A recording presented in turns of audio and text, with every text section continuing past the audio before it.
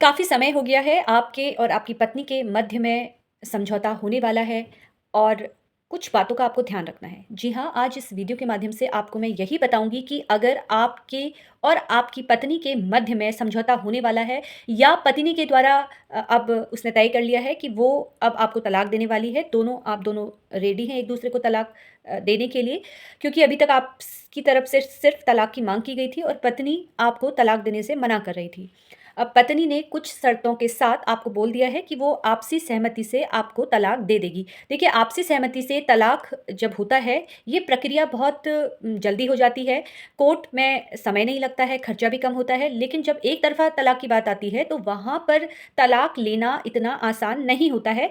तलाक हो जाते हैं, लेकिन काफ़ी समय लगता है। इसलिए अगर आपने ये सोच लिया है कि पत्नी से अलग होना है या पत्नी ने ये सोच लिया है कि पति से अलग होना है, तो ऐसे में एक तरफ़ा तलाक के बदले आपको आपसी सहमति से तलाक की माँग करनी चाहिए, जिससे आसानी से आपका तलाक हो सकता है।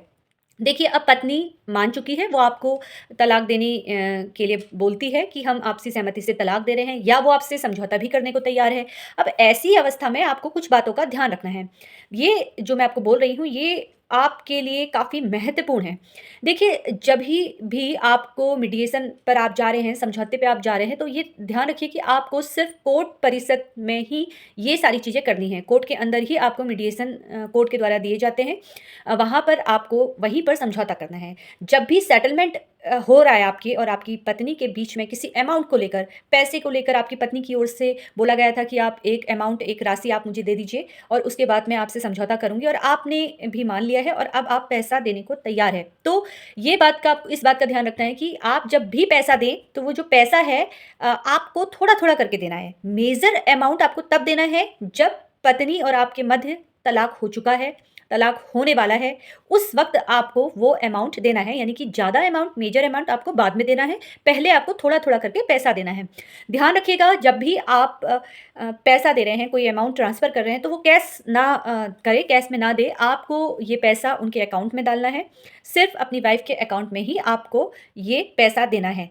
इसके बाद आप जब भी अमाउंट आपके द्वारा दे दिया गया है, बस एक थोड़ा-सा अमाउंट और बचा है, जो आप जब शर्तें पूरी हो जाती हैं, तलाक हो जाता है, उसके बाद ही आप उनको वो पैसा दीजिए। आप अगर पत्नी की ओर से एफआईआर है, तो आप पहले उनसे बोलिए कि एफआईआर को पहले वो रद्द करवाएँ। एफआईआर जब क्वेशिंग हो जाएगी, उसके बाद ही वो अमाउंट आपको अपनी पत्नी को देना है और ये जो भी प्रक्रिया है सेटलमेंट की, उस सेटलमेंट के लिए आपको एक डीड बनाकर एक एग्रीमेंट बनाना है। यानी कि इस प्रक्रिया पूरी होने के लिए आपको एक एग्रीमेंट बनवाकर अपने पास रखना है। अगर पत्नी मुकर जाती है बाद में, तो ऐसे में ये एग्रीमेंट ही आपको बचा सकता है। पत्नी के द्वारा आपसे पैसे भी ले लिए गए और उसने शर्तें मानने से इनकार कर दी, किसी भी तरीके से वो बैकआउट हो गई, तो ऐसी अवस्था में जो आपके द्वारा ये एग्रीमेंट बनाया गया है, ये आपको बचा सकता है। जी हाँ, ऐसी ही छोटी-छोटी जानकारियों के लिए आप लोग मुझसे जुड़ते रहिए। मेरे फ़ेसबुक पेज, मेरे इंस्टाग्राम आईडी और मेरे यूट्यूब चैनल को सब्सक्राइब करना ना भूलें। अगर आपको भी किसी भी प्रकार की कोई मदद चाहिए, तो आप मुझे मैसेज कर सकते हैं। जब भी समय होगा, मैं उसकी जानकारी, आपके केस से संबंधित जो भी जानकारी होगी, उसका उत्तर मैं आपको अवश्य दूँगी।